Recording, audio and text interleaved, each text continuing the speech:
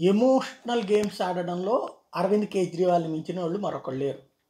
ఆరవసారి ED తనకు notice ఇచ్చింది. ఇక రేపో మాపో కోర్ట్ చెప్పింది. కోర్ట్‌కి అటెండ్ అవ్వమని. కోర్ట్‌కి అటెండ్ అవ్వాలి. ఆ తర్వాత తనని అరెస్ట్ చేయడం ఖాయం. ఇప్పుడు కాకపోతే నెక్స్ట్ ట్రిప్ అయినా సరే వెళ్ళి తీరాలి. అరెస్ట్ అవ్వడం ఖాయం. హేమంత్ సోరెన్ కూడా ఈడీ విచారణకు హాజరు కాకుండా నాటకాలు ఆడి ఆడి చివరికి అరెస్ట్ అవ్వబోతున్నానని తెలిసాక ఇక తన భార్యకి ఇద్దాం అనుకున్నాడు. పార్టీలో ఒప్పుకోలేదు. అప్పుడు వేరే ఆయనకి ఇచ్చేసి పోయాడు. ఇప్పుడు కేజ్రీవాల్ పరిస్థితి అదే. దాన్ని కవర్ చేసుకోవడానికి అసెంబ్లీలో బల నిరూపణ ఎవరు అడగలేదు. తనకి తానే విశ్వాస తీర్మానం పెట్టుకున్నాడు. బీజేపీ అంట తలా ఒక 25 కోట్ల రూపాయలు డబ్బులు ఇద్దాం అనుకుందంట ఎమ్మెల్యేలకి.